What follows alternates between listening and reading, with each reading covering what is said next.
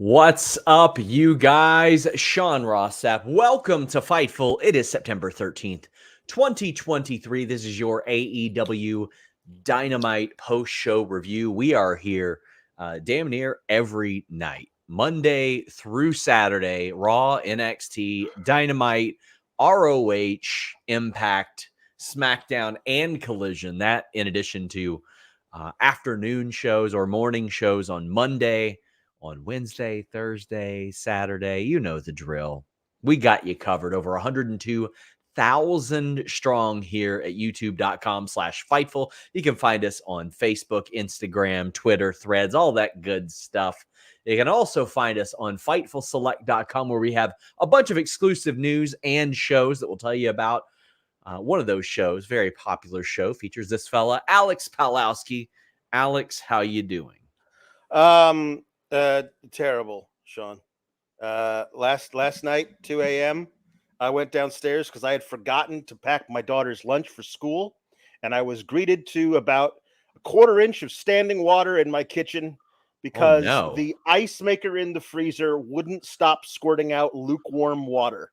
Whoa. So it had melted all the ice in the ice tray and just overflowed my kitchen. And if I had just gone to bed like I wanted to, if I had been the smart dad who packed his daughter's lunch before he went upstairs to record a podcast, everybody in my house would have slept through till 7:30, and it would have been 5.5 more hours of water coming out.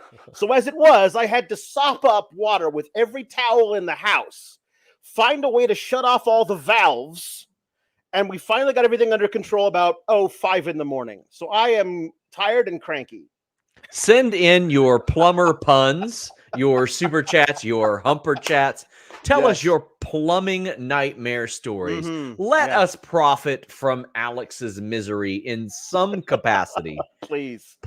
Somebody should. Leave us a thumbs up on this video. We would greatly appreciate that. Here on YouTube this week, we have interviews with Aaliyah James, Selena De La Renta. We had one with Steve Macklin last week, and we got Ricochet this week. Let's talk AEW. And, a lot of people talking about the attendance. That's the turnstile attendance. There are a whole lot of people that don't want to read about anything. No. So there is a bit of a, how do I put this? There's a figure, and then there's the actual in the building number. Then there's the, hey, this is with all the ticket takers, ushers, all that type of stuff. This is why Brandon Thurston was like, hey, will you make the audit reports available to us, etc. I'm sure now Toni will have to answer to this new number that is out from local authorities, so to speak, about the actual turnstile numbers. And if we get super chats, humper chats, we'll be talking about that as well. No, I don't know what that. No pulse. No pulse. Wow. No puce. Hopefully, there's a pulse. No puce would be an odd thing to talk about. No pussy. Wow. Hey, listen, if you've been a member of our YouTube for 12 months, we've got such great content. You won't even have time for it. Jamal says Alex Plumlowski are doing great. Oh, man. Oh, boy. Let's go ahead and talk about AEW Dynamite. What did you think of this show overall?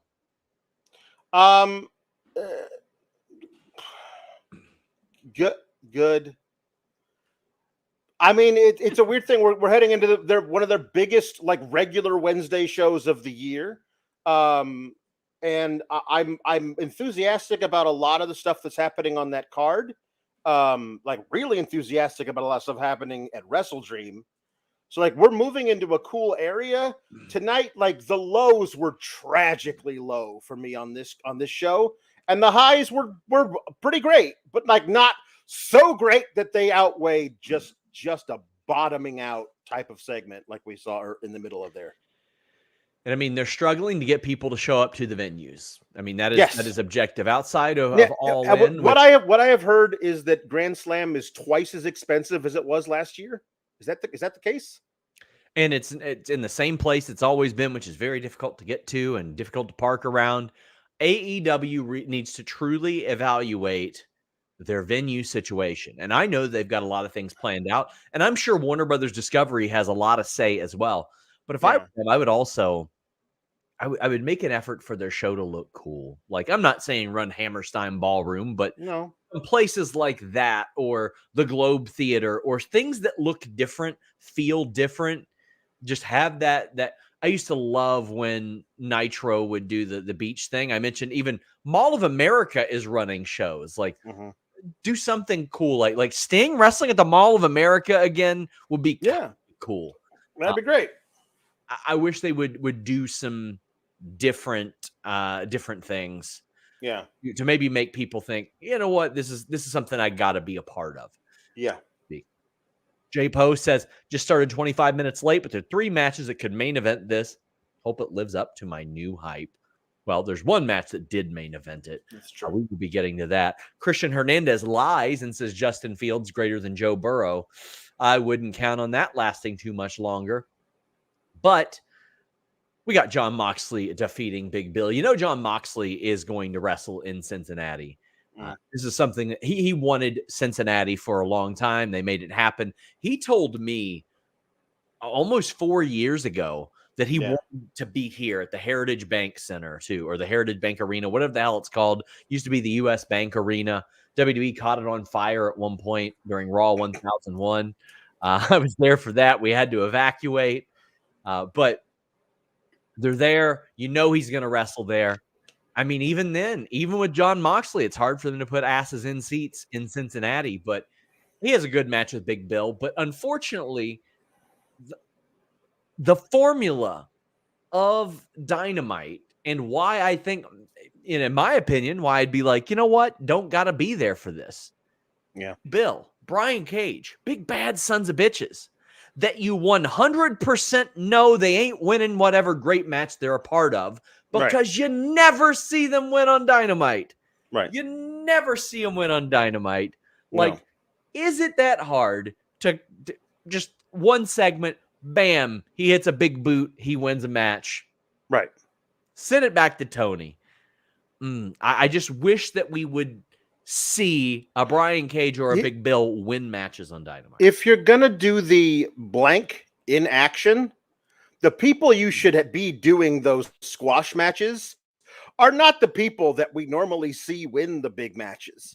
They're the people who face those guys in the big matches. So we've actually actively watched them win those types of squash matches.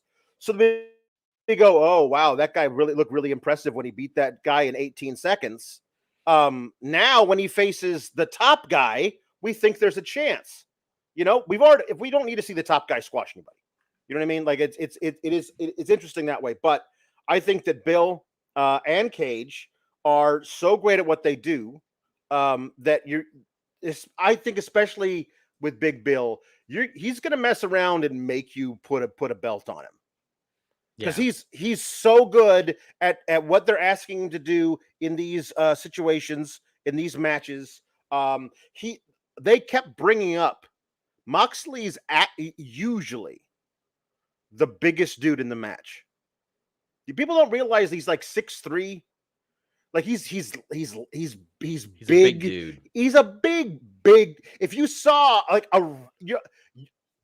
if you were a part of your friend group, he would be the biggest of all of them. But then he gets in the ring with a guy who's 6'10" or 7 feet. You can't teach that. And he looks much smaller, and they say he's got to hit all of his lariats up as opposed to down. Like, that's a different thing. And Moxley is such a skilled wrestler. He wrestles to that dynamic in the match, and it's a completely different kind of match than we're used to seeing from Moxley, and that's what makes it so great.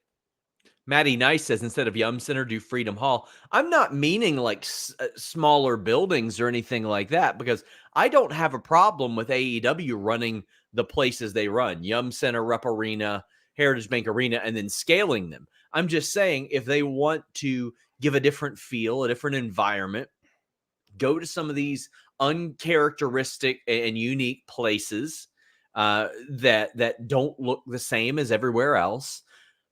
Do a smaller show with a louder environment. Remind people what exactly AEW is. But I think a lot of it comes down to the matches are predictable. Matches are going to be good, but you knew Jon Moxley was beating Big Bill. Daniel says, last week, Bleacher Report said Mox needs some sort of character change or development. Do you agree? I like that he defends the belt often. Would love him and Ospreay for Seattle. It always needs to be a what's next. We should often have clashes of people that you look at and you go, wait, hold on. Neither one of these guys can afford to lose. Yeah, that's the point. That's what we see with Hangman and Swerve. When you say hear people say, oh, neither one can lose. They're pushed. Well, tough shit. Other guys getting a push.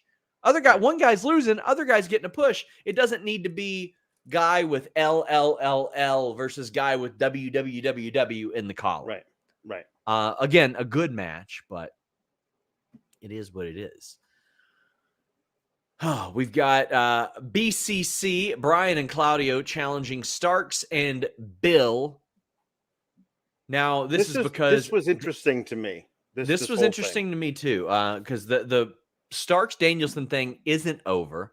I've been enjoying that, but them brawling outside the ring during the Big Bill and Moxley thing, like Danielson actively holding Starks back from trying to help out Big Bill when he was in the triangle, was really good stuff. And I was like, this is a perfect 2-on-2 thing.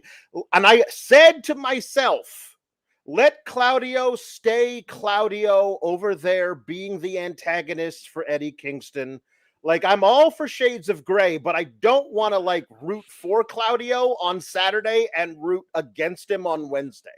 Yeah. Like, I'm all for Shades of Gray, but that was a little too much for me. And we've got somebody saying predictability isn't always a bad thing. It's not, but when I would say 75% of your match time is devoted to predictable outcomes, it is to me. And I think they could lighten that up a little bit, or at least make it better. Maddie Nice says it's weird Mox said Kingston was light work. I mean, that could be starting a little something with Kingston and Mox down the line as well. Goth Style Pilot Driver says Bill using Mox's blood as lipstick during the Popeyes commercial was bananas. He is really so good. He's so good at those little in the middle of match stuff. He's so great because he's not afraid to like be funny as a big monster type guy. He's great. Like I say, he's going to mess around and make somebody put a belt on him at some point. I love that. The other thing if nothing else, we've learned that somebody broke Ricky Starks' pearl necklace, and that is beyond the pale. And somebody's going to have to pay. Somebody's going to have to pay. Just screaming, "You broke my pearl necklace!" was great. Also, I think it is worth noting that they mentioned that Moxley and Big Bill used to be roommates back in their WWE developmental days, which I think is a great touch. I thought that was a great addition to that story. Backstage, we end up seeing Claudio and Kingston having a calm stare down in the middle of some BCC Lucha Bros, wildness. I thought that was good. I don't think they should have said anything. I don't think Kingston should have even said anything. They just should have stared. Just should have stared. But I enjoyed this. Don Callis comes out with his brown noise music that makes everybody shit their pants. He's with Takeshita. Cuts a very interesting promo. He says he unveils his newest piece of Mel Coleman art. And at some point, we have to start questioning Mel Coleman as to why she enables this man. You can refuse a commission, Mel. Yes. You don't have to take every job somebody pays. Come on, Mel. It even said commissions closed on your profile at one point. So I want the answers. She's got commissions with a big red X next to it on her profile right now. So not only, Mel, can you reject a commission, You are actively telling people to not submit commissions. Is this a cry for help, Mel Coleman? I don't know. I think it is. I think know. she just feels obligated at this stage. So Don Callis unveils the newest piece of art, and it's Kota Ibushi. That is the target. And right. This is a story that AEW has never fully told, and I think it's one that they've kept in their back pocket. And Kota Ibushi and Kenny Omega as the Golden Lovers were tag team partners, heavily implied to be lovers. Mm-hmm. And that is not a story Golden Lovers kind of heavily implies it by itself. Of course. And then everything else kind of helped. Everything else kind of helped as well. Yeah. So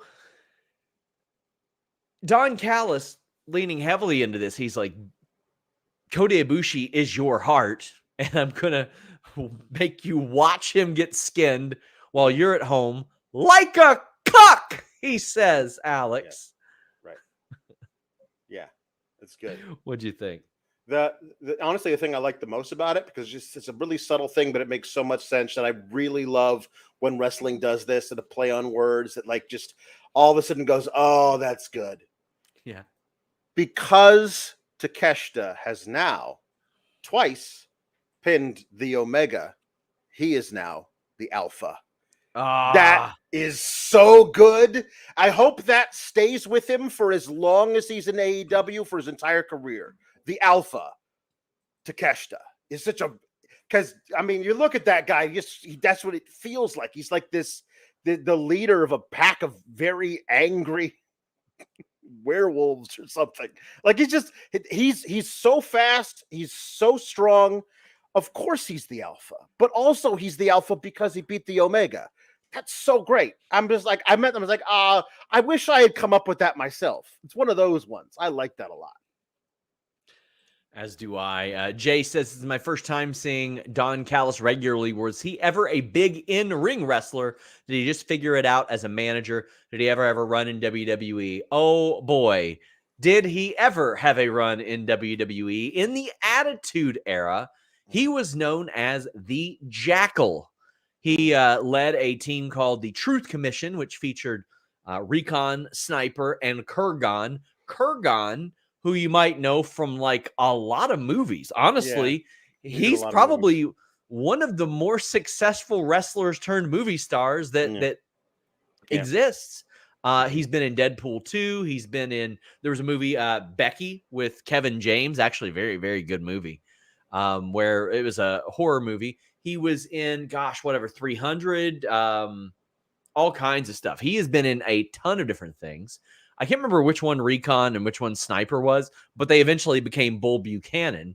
Mm-hmm. The Jackal would go on and manage the Oddities as well. Then he went to ECW, and that's probably where he was most over before all of this, because he was the network. He played effectively a TNN representative who was holding down ECW. He did have a number of WWF matches. He wrestled on Shotgun Saturday Night a bunch. He wrestled on ECW a few times. And then he went over to TNA, where he kind of wrapped up his in-ring career with a thrilling feud with Eric Watts, one of the most dog shit terrible things I have ever seen in wrestling. It was horrible. But he emerged years later, and now here you go. So that's the abbreviated history of Don Callis, who I've been watching for 25 years now. It's wild to think. Well, we've got Mike the Jeweler, my dude, always so generous to us. He says, any news on Cookie Monster Pumpkin? Seems like a lot could be calm before the storm. That's how I feel personally. This is a hunch. So if anybody writes an article about this, I want you to shame them, call them a dumbass, and tell them they're irresponsible. Yeah. I get the feeling that he is being quiet and telling friends to be quiet for a number of reasons. One, potential legal situations. Yeah. Two, he's tired of shit being out there finally. Yeah. Or three, he's figuring out what his next move is. We do not know if maybe he negotiated some sort of quiet severance. I mean, he had an employment contract. It was with cause, so don't know. says Dynamite was great. BCC promo in the back with Mox and his facials on point. Mox is really, really good at that. Motivated so Mox is great. And then he says Prince Nana doing the swerve dance is just fantastic. Oh, Mike, we are going to spend some time on that. Prince Nana, who signed a new contract, as reported by FightfulSelect.com, best $5 in the business. Hook interview gets interrupted by a very tired Orange Cassidy. Now, Orange Cassidy is like, yeah, a belt. I used to have one of those. And Hook was like, yeah, you were a great champion. And OC's like, yeah, man, you too. And I'm just sitting there like, yeah, but is he? I love Hook. I think he's great. But they never have him wrestle. Almost never have this guy wrestle. No. It feels like he never defends this title. He's honestly, he's incredibly impressive when he does wrestle, but he doesn't do it often enough. Yes. But this was very much to just get people on TV. And I'm cool with that. Sure. Whatever. We hear from Les Sex Gods. We see this, by the way, this is way too long. This went forever because they had to show the video and all that stuff. The music video and all that. And it turns into a story, which is quite interesting because I heard something different. But Jericho says, I was watching NWA 70, which happened in October 2018, which should show you just how close to All In Tony Khan was getting the ball rolling on AEW.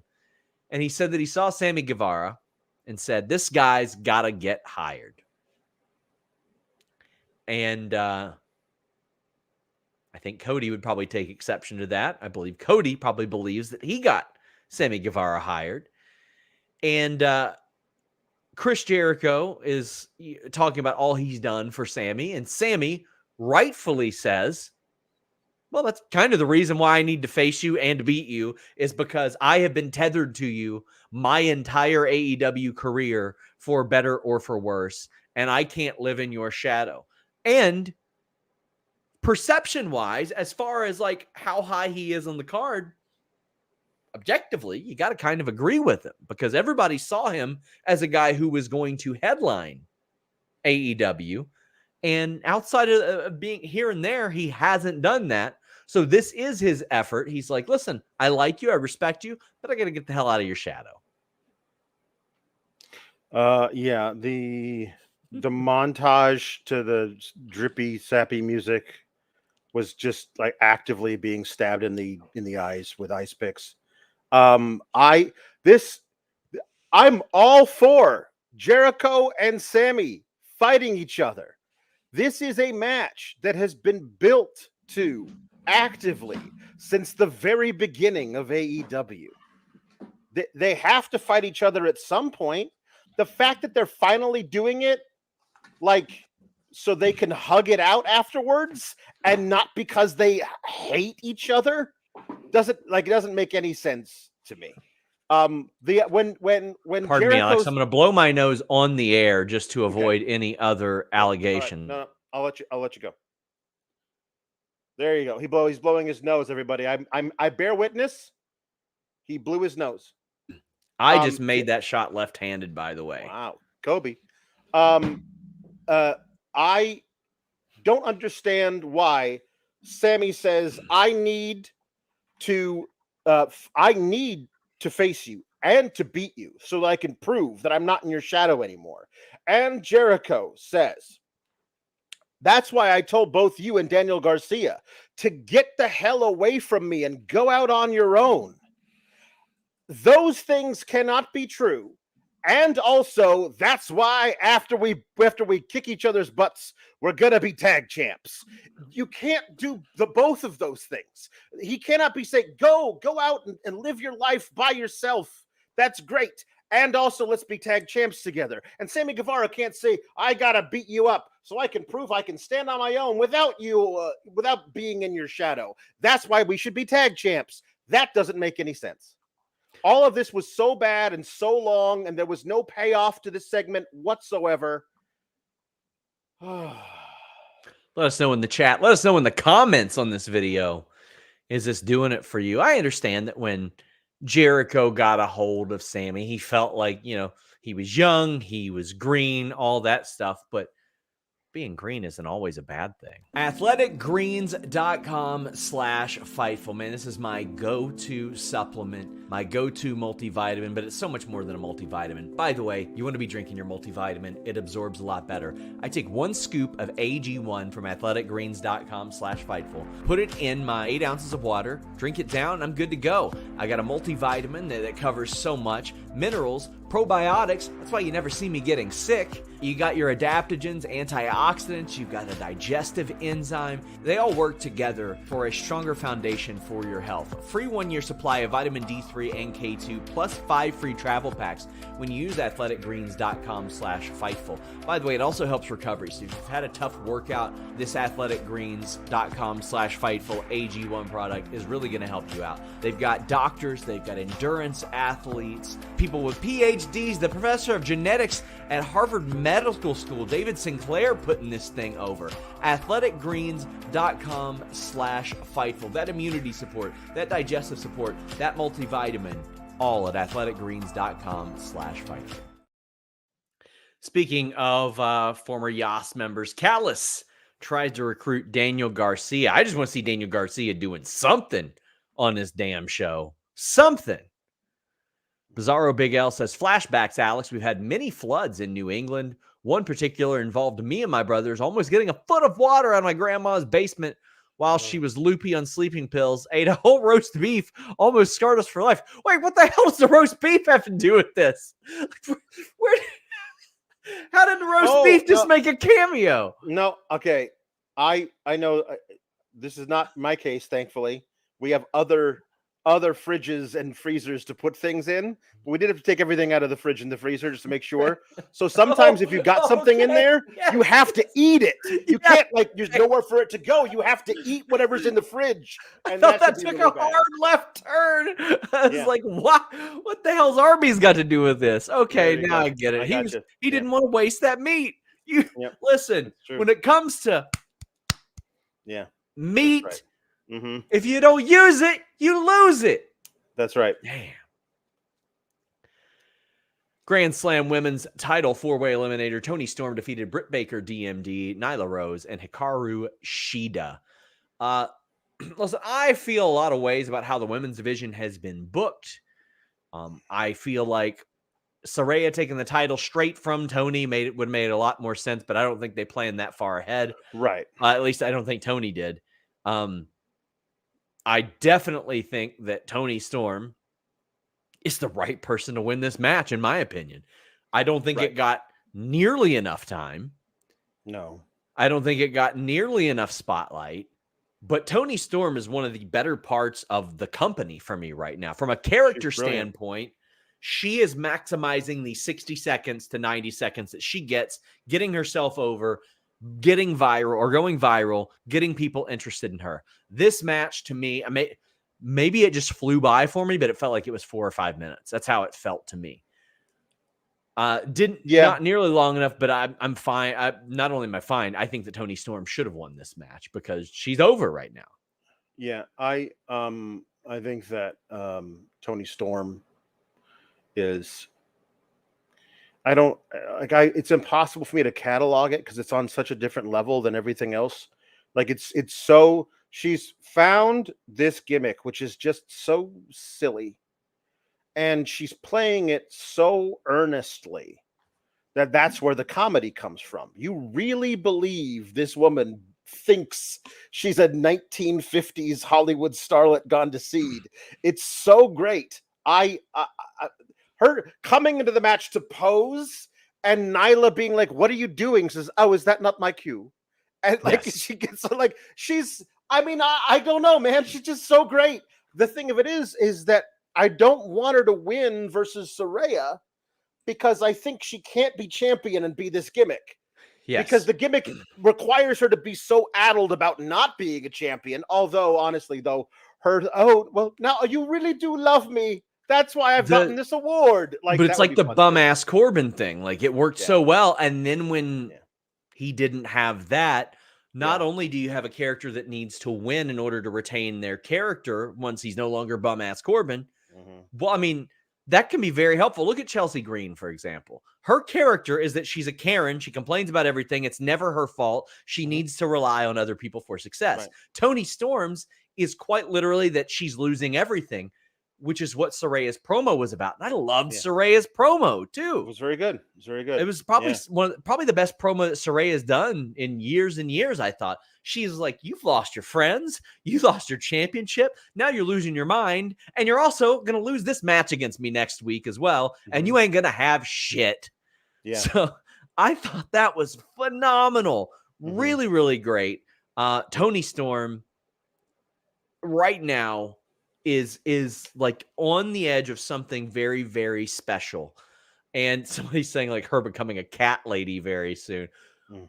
Buddy, I hope we are like 4 months away from her being Brenda Fricker in Home Alone 2 with pigeon shit all over her. No, like, see, the thing that you're mixing your metaphors on the crazy lady. I want a deterioration, a complete deterioration of her. Cool. What I need now is a call and response chant every time she's in the ring. Chin up, tits out, watch for the shoe. That'd be great. Tits out, watch for the shoe. Chin up, tits out, watch for the shoe. Oh, boy. Meet Normus says, an old lady once said, where's the beef? Wardlow, Keith Lee, Lance Archer, Butcher, Miro, Hobbs, Luchasaurus are enough for a sirloin beef division. I sincerely believe if AEW wants to do a tournament, they should do a 16-man at least meat slapping tournament. You have the meat. You do have you all the meat, and there you can have at least a couple of play-in games too. Yes, I think it'd be a lot of fun there. There's enough guys. You have reliably about 18 to 20 dudes who could fit the bill. John Silver winning 2 tournament matches. Yeah. Give me that. Yeah. Give me that. Him like hoisting up some big ass dude on his shoulder. Yeah. Listen. You could easily do one. I very briefly booked one without fully seeding it, in which John Silver versus Satnam Singh for the number 16 slot was a play-in game, and you have John Silver beat Satnam Singh to get the 16 spot versus the number 1 seed in the tournament, whoever that is, and you have John Silver push that guy to his absolute limit. That could be a lot of fun. Look at this. Everybody is saying, "Oh yeah, Arby's, It's Arby's, the Arby's. It's the Arby's tournament." Yep. Or get our friend who ate an entire roast beef to sponsor it. Yep, that's true. Get him to do it. MJF is not there tonight, but we see a promo from last week, and the promo is him cutting the Steiner math promo. It is. Sawyer says MJF math, a Hangman singles feud 2.0 back in tag team action. Samoa Joe dominating. The Braves being 6-time straight division champs. What a night. AEW feels super fresh following All In, All Out, and I'm here for it. This is good. This is a wrestling history is AEW history thing. So many people know and love the Steiner math promo. And if you don't, well, then you just think that MJF cut a really crazy ass promo. That's true. So there you go. It's like when somebody samples a song and like years later you find out what that. Oh wait, that's what that's from. There are like 17-year-old kids that have no idea what the hell he's talking about now. No, but this was a nice show. You could hear from the reaction in the auditorium, like a good half of the people midway through the second sentence were like, "Oh my God, he's doing the Steiner math promo!" Like yeah, it was great, so good, loved it. It was really, really great. Nick says, "What did you guys think about the interactions between Shida and Baker? I felt things felt very awkward. Neither commentary nor the cameras emphasized when Shida choked Baker or Baker walked away with her kendo stick." Yeah, there was a lot, I think, that was left on the table there. I don't know if that was by design, because a lot of, and somebody says that Excalibur is good at moves, not the story. There have been some spots that I have seen missed, either by production, commentary. In that particular situation, you got 4 people to focus on, and you're trying to focus on the winner. But if you want to develop the who's next and the story underneath the story and the story around the story, that way more people get over, more people are popular, you turn them into draws, etc. You've got to pay attention to these types of things. You have to develop more than one story out of a match like this. Was there anything you thought they could have done better here? I think Now I'm probably putting way too much faith in them, but I've seen a few of these where I'm like I'm spotting something here, but nobody's bringing it up, so it must have been nothing.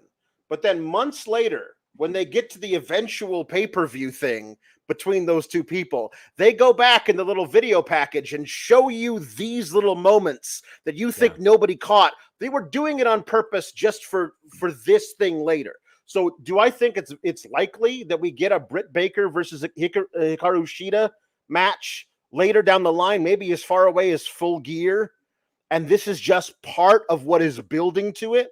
Because they seem to keep getting their wires crossed over and over again, or pissing each other off or whatever. And eventually it becomes too much, and we got to have a match between two of the most decorated women in AEW's history.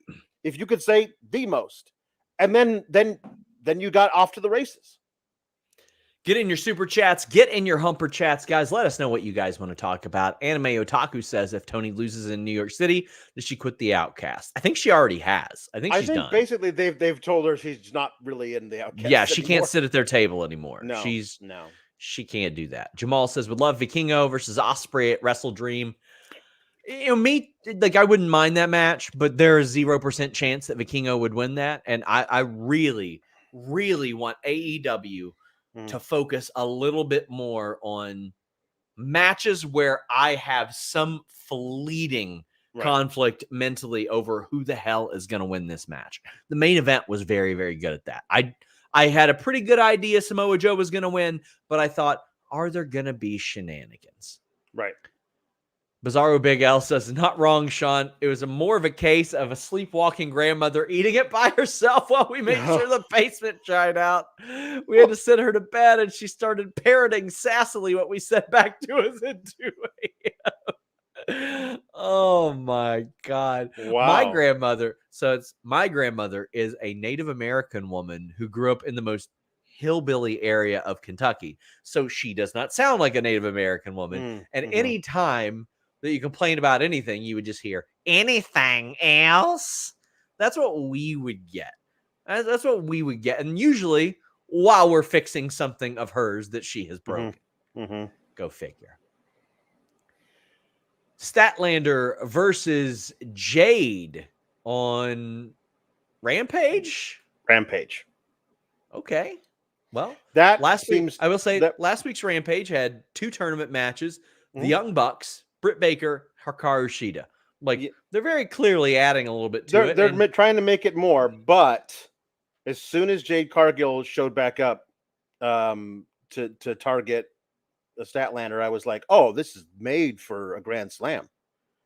That's where Statlander's from, Long Island.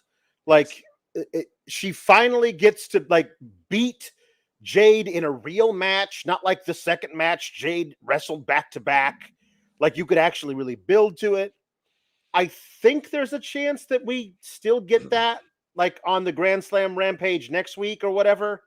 So at least it's filmed in New York, because whatever happens on Friday just is it ends in a schmoz or something. But it's very odd that they're trying to be like, hey, look at this Rampage. Huh? No. You hid Jade Cargill from people a lot when she was champion. Yeah. And Statlander never got a real honest to God match versus Cargill to become champion. The idea that you're like, hey, let's watch us on Rampage just feels like you're again shunting that women's title off to the side again, where it does not belong. Hangman Page defeated Brian Cage, another phenomenal match in which the result was never in doubt. I love Brian Cage wearing the face paint all the time. He looks like he should be teaming with the Barbarian. He looks like he should be right there with him, with the Barbarian and the Warlord as just axe smash and crush. Cool. We got Cage, Barbarian, and Warlord. Fits right in there. The match was good. Swerve is out there watching. Swerve says, you know what? I'm not going to fight you now. I'm going to fight you in my home state, Washington Wrestle Dream. Right. And then he sends Cage back at Hangman Page, but the Young Bucks are there. And I like this because anybody the Young Bucks brush up against give at least that visual of importance there. So I love that. Why wouldn't they show up and help out their buddy? I like that. Like, they're there. They're working anyway. They hit Cage with a super kick. And goddamn, do I love how abusively long Prince Nana exploited his camera time, Alex. Yes, he did. You can tell that the Bucks... I got that fat contract now. I'm not stopping for nothing. Several hours later. And then he turns around Yep. and gets super kicked. Yeah. He took forever to turn around. I loved it. He did. I loved it, Alex. The match again was great. I really liked it. I loved it ending with the dead eye instead of the buckshot. I thought that was a cool wrinkle to the finish. Cage and Page work really well together. Despite all my rage, this is still just a Cage versus Page. But the thing I loved the most out of all of this was the demeanor of Swerve. So many times when you see the heel who's got a bunch of underlings who fight matches for him, and they fail, they flip out all the time. Like they scream. Anything goes wrong and they scream about it. But Swerve was like, all right, fine, whatever. So I'm not going to fight you now. I'm not going to do that. That's dumb. I'm going to fight you when I decide to do it. Like just him dropping everything down and being, you can tell clearly pissed, but also just tamp it. It makes him such a much more cool and interesting heel to me, because we also know he's got that absolute serial killer mentality whenever he wants to bring it out. So to know that he's the guy who will leave Nick Wayne bleeding out in his own garage, and he's hiding that behind nothing, just a complete stone face, makes him so much more interesting as a heel to know he's got all those levels. Like, Swerve is just he's got to beat Page in this feud, and then you strap a rocket to him. He's the guy. He's a type of guy who can be on top of this company. He is so good at what he does. Daniel R says, I get this is not the babyface thing to do, but I wish when Swerve said that he and Hangman were fighting, Hangman said no and forced Swerve to earn it, it'd be a little different. I don't think that would have worked here. I mean, it would work with Rollins and Nakamura on Raw, where a world champion keeps offering a guy an unearned rematch. But there is a problem I had with this, and it's the very thing that I mentioned last week, Alex. This was the venue in which Hangman Page got knocked out and stretchered out, and they didn't even mention it. Yep. And I know that they know. And like, that is such easy bait material. Yeah. Just like funny, the last time you were here, you couldn't even stand up and finish a world title match. Like, I'll finish what Mox started here last year. Like, do you miss the University of Cincinnati emergency room? I can send you back there. Anything.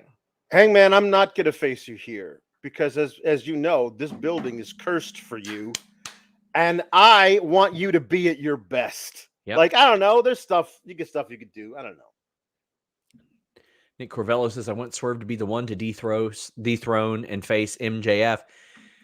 Listen, I would not be opposed to that. I think that Swerve is a very, very special talent. Guys, get in your super chats. Get in your humper chats. We've got, honestly, the most super chatted segment isn't even about a match. It's about Christian just saying something without saying something.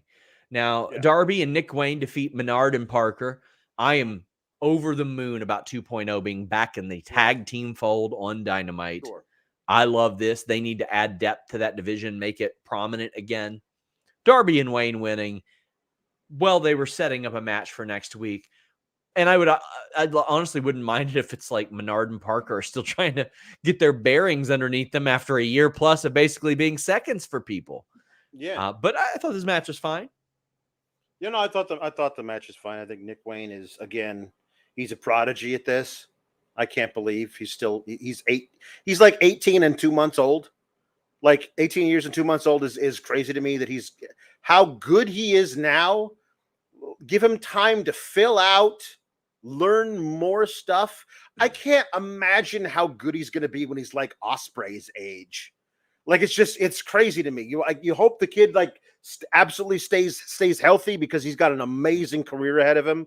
He plays a really great face in peril. Like, there's a lot of really good stuff here. The jumping over Ange to then somersault into all these really cool levels to it. And yeah, Christian actively hating both of these guys and deciding that it was Swerve's fault they lost and All In. So he's going to have a match against Sting, against Darby and Sting next week with his regular partner. So yeah, he said that he didn't lose the match. Mm-hmm. He said he didn't have his regular partner. Mm-hmm. It implies that he means Luchasaurus because then he challenges Sting and Darby to a match next week. This is after he said that he was scrolling Nick Wayne's mom's Instagram, saying she doesn't post enough bikini pictures and implying that he asked her for nudes, which is a very Christian thing, a very Christian character thing to do. But James Stalling says Christian saying his normal partner wasn't there. Eyeball emoji. Amir says, do you think we get Edge or Mercedes next week at Grand Slam? Vicky says, my Sting is back in the mix. Sting needs to leave my man alone. What do you know, SRS? How are they setting up him against Darby? Love you. Listen, I think next week we see a big name. That's my personal hunch, not a report. I think if they want to start to get some asses in seats, they pop up with a Mercedes, with an Edge, with somebody. Edge has already done his little tricky trick where he says that he's under contract till the end of the month. I don't believe him. He's a liar. Alex, what do you think? I think that, Christian obviously knows what he's saying. Listen, all I was saying was that Luchasaurus is my regular partner, obviously. I don't know what you guys are reading into. But the whole thing with, Edge being taken off one thing of the internal roster, put on another one, all that stuff. But I do think that the one that to me is the most likely, simply because they already made sure to basically put giant arrows pointing at her when she was watching All In, is to have Saraya retain versus Toni Storm and then have Mercedes debut then. And then you can build to Mercedes versus Saraya at Full Gear or even at Wrestle Dream. And that can, you put the title on Mercedes and all of a sudden it's a brand new thing. You build half of the entire company, you build around Mercedes and just let her and her drawing power, her star power do the rest. I think that is a really easy way of doing that. It would be a huge thing. The people in New York, it's a perfect place to do it because you'll have New York media there who can make it more seem, they can put it on blast. It'll be great. Would I love to also see Adam Edge Copeland? Sure. I just feel like that's less likely.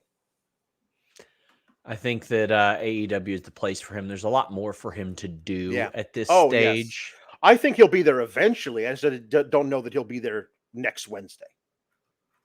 Fair. That's also fair. So we've also got Mike the Jeweler saying, what if Christian is the one who actually had daddy issues and that's why he tries to cover his insecurities to going after others' dads? Listen, buddy, this is pro wrestling. It ain't getting that deep, Mike. Says Renee is a star and an amazing pickup for AEW Backstage MVP. Yeah, she is incredible. The type of person that everybody wants on their team. Yep. And he says, take care, SRS and Alex. Happy humping.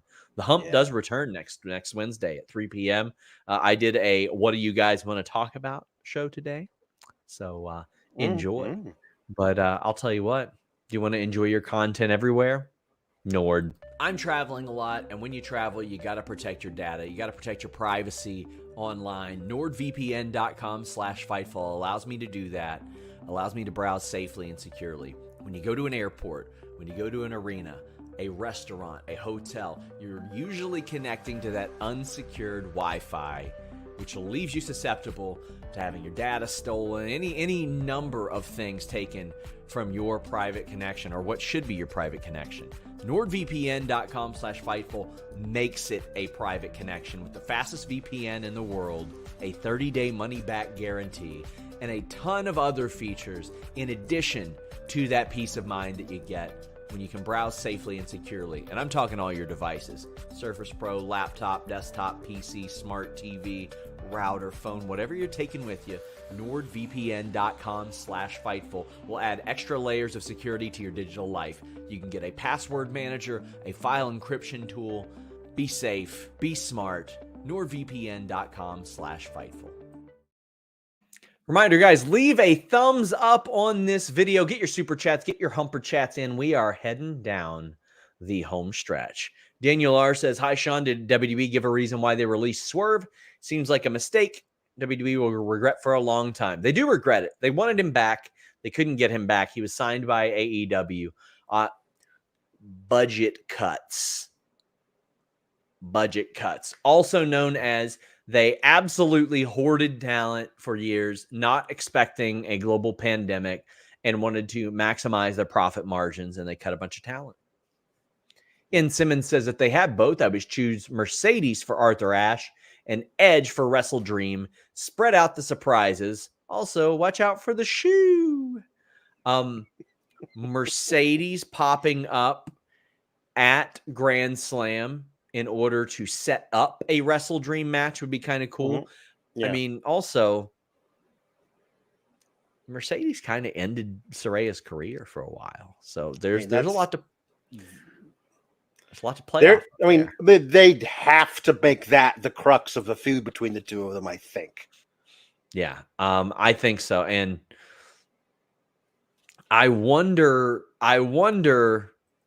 like how they would play that, because there ain't a lot of babyface in ending somebody's career by almost ripping their spinal cord in half. Got a Roderick Strong interview, but then we got Samoa Joe defeating Roderick Strong. This is the best work of Roderick Strong's career, in my opinion. Sure it is. And he's had some really, really great work. Really good stuff. In and out of the ring, though, like Roderick Strong has traditionally always been known as like not a good promo. Nobody was ever like, "Damn, these Roddy promos." However, he's very memeable. Like the spin in the chair, the "who gives a fuck." Yeah. Like, we've seen him be entertaining and funny before. Yes. And we're really starting to see that now. Yeah. The neck brace, him just screaming, "Adam!" After the match, when he sees Adam Cole, he just falls down and holds his neck. Mm-hmm. There's so much to even like to get into here, but the match was fantastic. I had a feeling Joe would win, but they have built Roderick Strong as a character on this show to the point where I was like, is Taven, is Bennett, is somebody going to cause something to happen? And then Joe just unleashes hell. I had enough intrigue about this match. This is how I want to see more things built. Right. Yeah, I was hoping for Roddy simply because of this. I think because of what they're doing surrounding it, and because of who he is, Samoa Joe is guaranteed an MJF match. Roddy Strong is not. So I think Roddy Strong has to win the title tournament, the number one contender tournament, to get that match. But Joe doesn't, because if Roddy Strong wins this match, he's going to go on, and you have all that intrigue around Roddy Strong versus MJF, and Adam Cole has to really have to choose and all this kind of stuff, and you have the shenanigans out there with the Kingdom and everything based around that. And then MJF beats Roddy Strong, and then Samoa Joe just murders Roddy Strong for costing him this match and says, "I'm still coming after you, MJF." And so you could do Roddy versus MJF at Grand Slam and Samoa Joe versus MJF at Wrestle Dream. You could just do both of those things. But now that we get Samoa Joe, which is a great match, it's really cool the way he then targets Adam Cole and takes him out after when they're stretchering out Roddy Strong.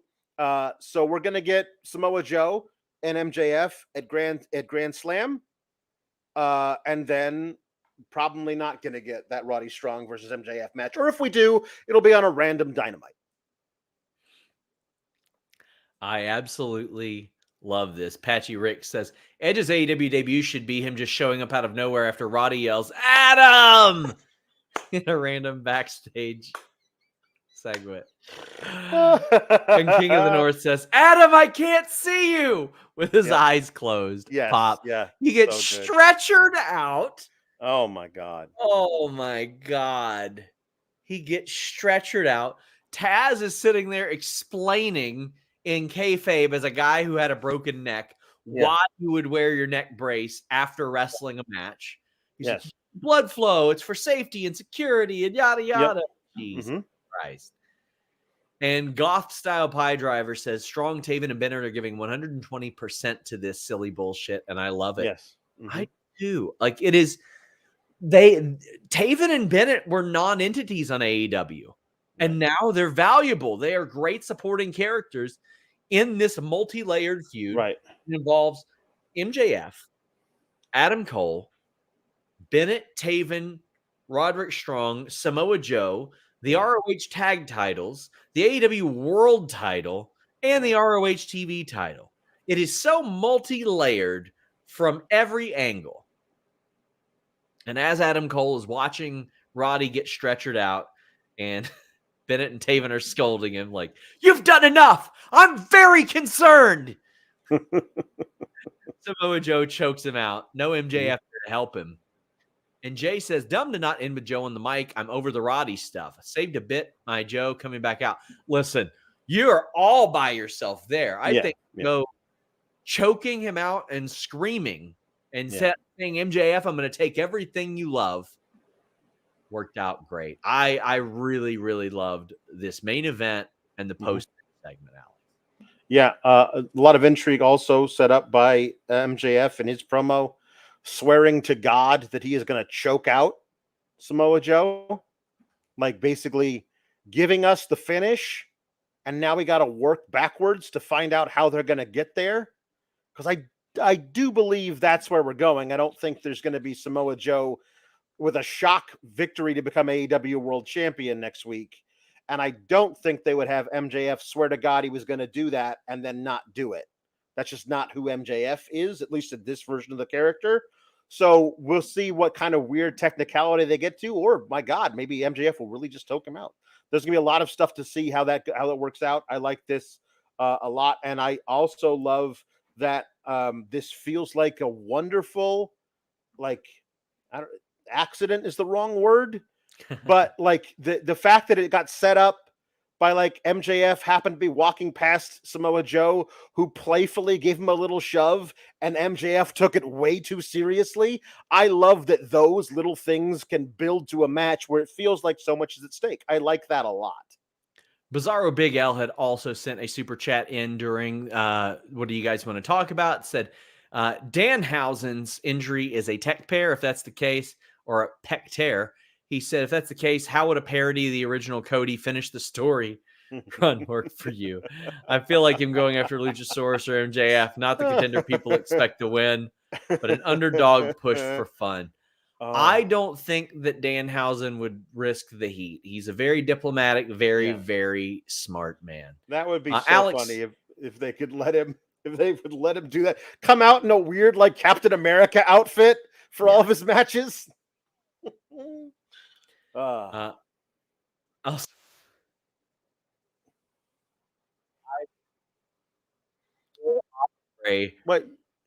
Posting a video of him reacting to the turnstile attendance being 72,265 after he got a tattoo that said 81,035. Yes. Amazing. It says, I swear I'm okay. Oh, Jesus. Guys, thank you all so much. Alex, tell the people where they can find you, follow you, all that good stuff. You can find me on the Twitter X at Alex Sourgraps. Find me Tuesdays reviewing NXT. Becky Lynch is the new women's champion there. Who knows what the future holds for that brand? Best viewership in years. Well, yeah, it's Becky Lynch. She's a huge star. Yeah, absolutely. And good for Tiffany Stratton. She had a fantastic match with Becky. They'll kind of eyeballs on her that she deserves. Good for her. Then on Fridays, we do a Rampage watch along. That's usually a lot of fun while talking about SmackDown. Collision this week will be fun because I'm going to have Alexis Cardoza on with me, the Dueling Alexes, which is a lot of fun. And then Mondays after Raw with Kate. And this Friday on Get the Flick Out of Here, we are reviewing the 1987 so absolutely awful, it might be kind of good, Rotor. It's okay. God, it's such a ridiculous movie. Becky Lynch drew NXT's biggest numbers in almost 3 years. That is incredible. It is the second most in 3 years, and it is top 3 since December 2019. That is incredible. Check out that show. Again, Impact ROH post-show reviews every week. SmackDown as well. Until next time, we're out.